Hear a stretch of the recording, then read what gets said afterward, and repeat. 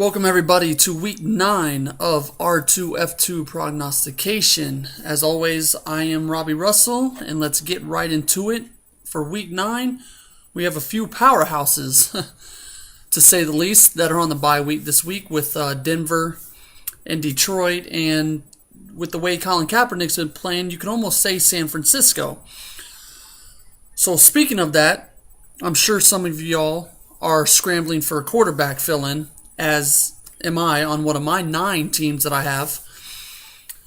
So a few options that I like at the quarterback for a deep sleeper fill-in is Alex Smith of the Kansas City Chiefs.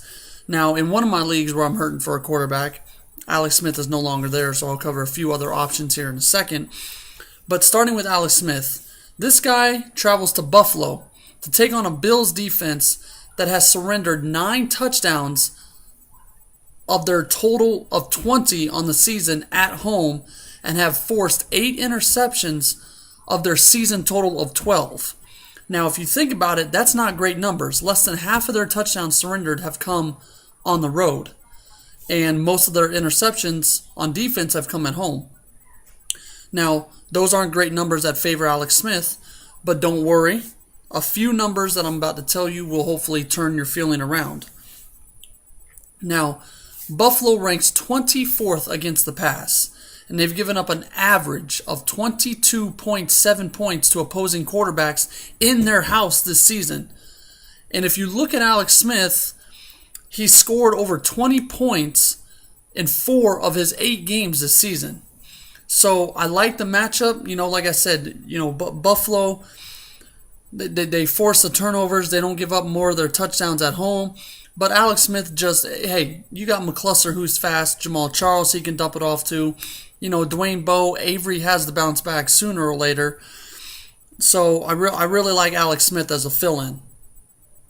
As I mentioned, if Alex Smith isn't available in your league like he isn't in mine, another pickup for fill-in I like this week is Jason Campbell of the Cleveland Browns. Now, Campbell and his Browns welcome the Baltimore Ravens to the Dog Pound on Sunday, where he has a favorable matchup as well, just like Alex Smith.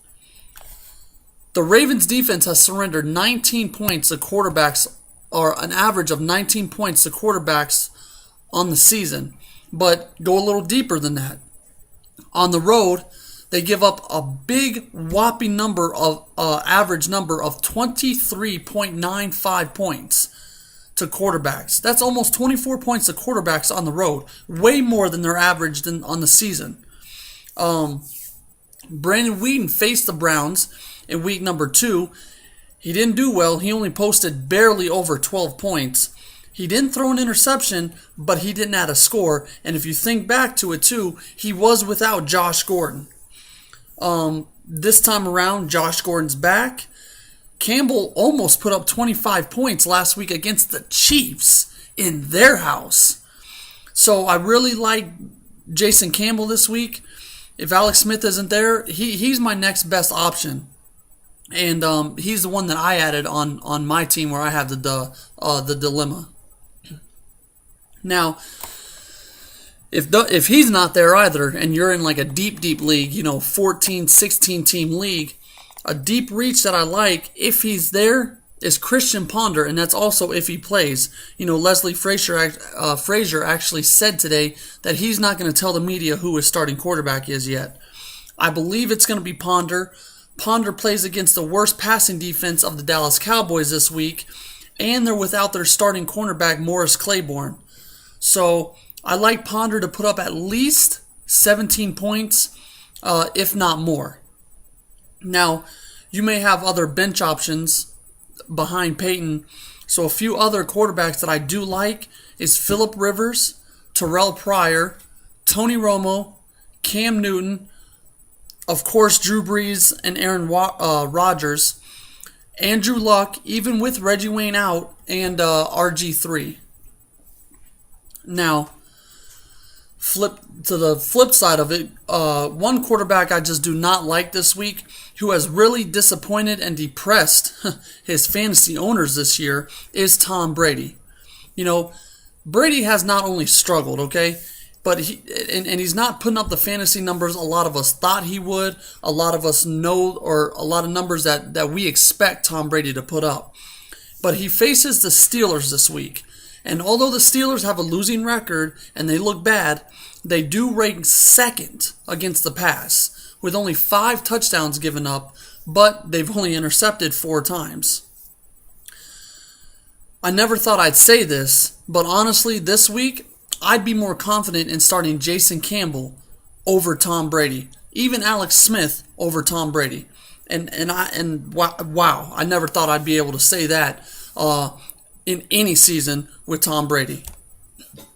A few others joining Brady, though, is Mike Glennon, Ben Roethlisberger, Joe Flacco, and Matt Ryan of the Atlanta Falcons. Now moving on to running backs. To start off with Le'Veon Bell. Now this is a guy that struggled last week against a top 10 rush defense. I mean, let's be honest.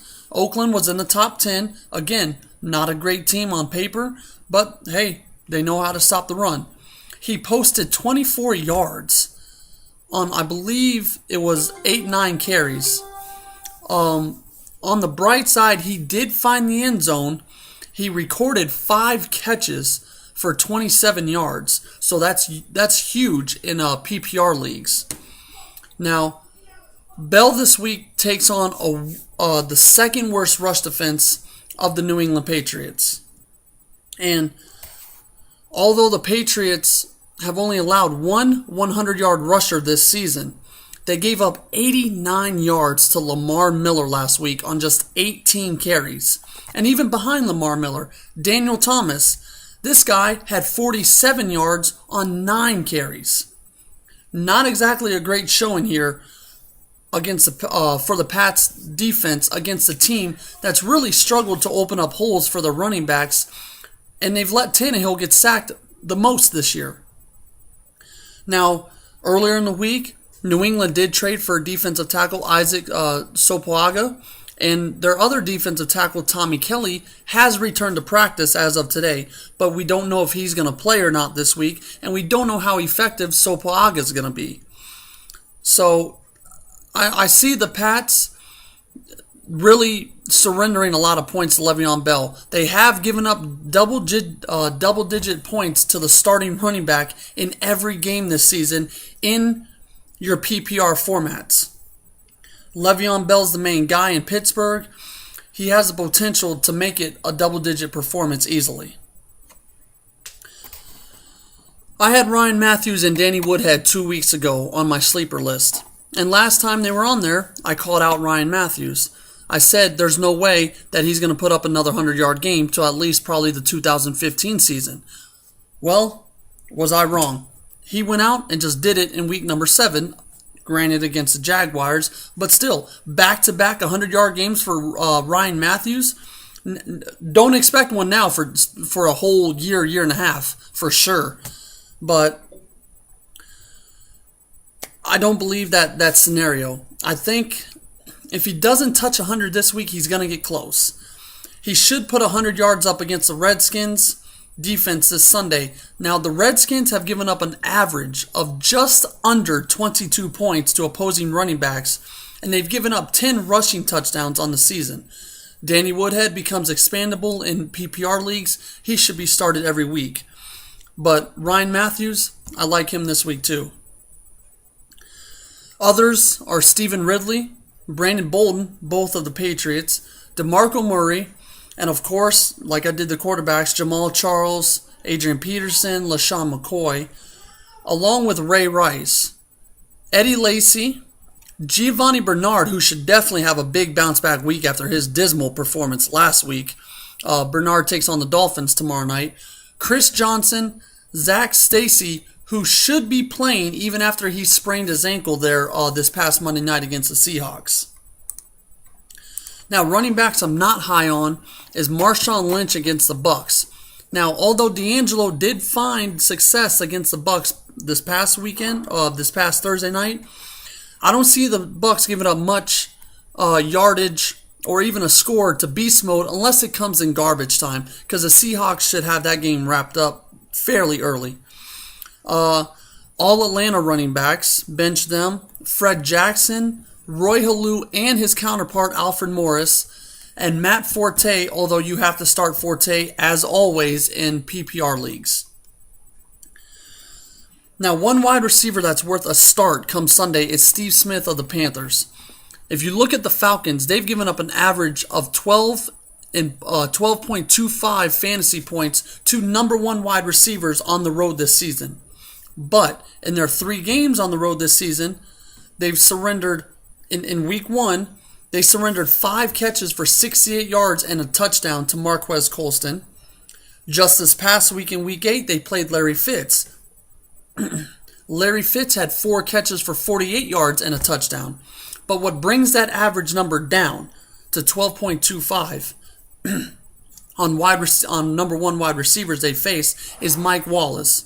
Mike Wallace had in week 3 had 2 catches for only 22 yards.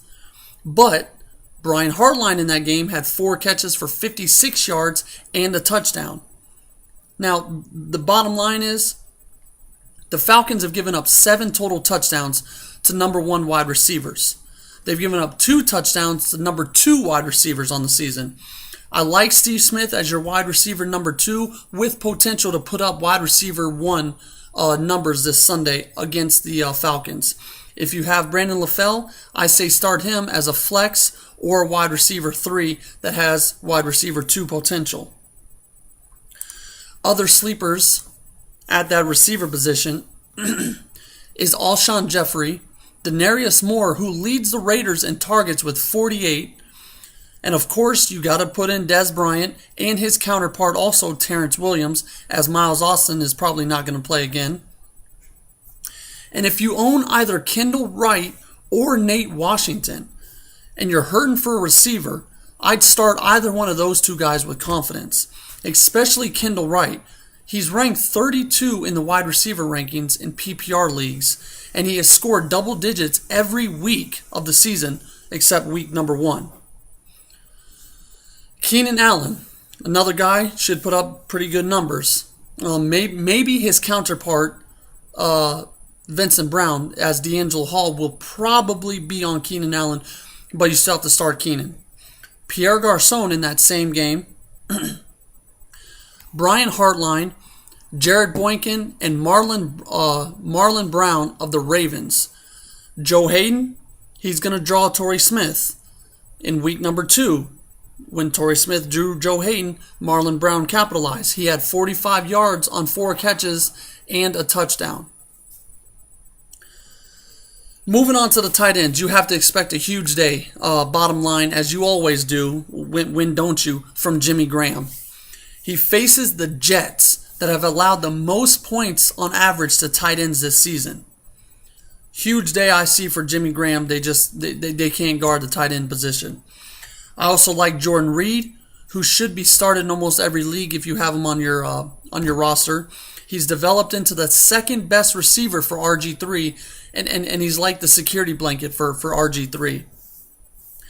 Kyle Rudolph, Jason Witten, who should be bouncing back nicely this weekend, Martellus Bennett, Jermaine Gresham, who has shockingly caught 75% of his 40 targets this season, and expect a nice bounce-back week from Tony Gonzalez against the Carolina Panthers.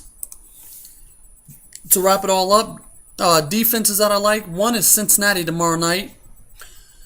I don't know how many points they'll give up. They shouldn't give up too many. Miami's offensive line is just atrocious right now. Jonathan Martin's out. You got Pouncey with the drama surrounding him. So Tannehill's been sacked the most times this season. I don't see it slowing down tomorrow night. I love Cincinnati's defense to rack up at least sacks tomorrow night. Of course, you can't bench the Chiefs and the Seahawks, but I also like the New Orleans Saints and the Oakland Raiders.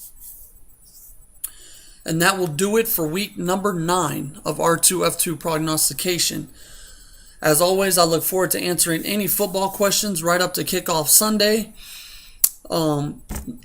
Any questions into Monday night.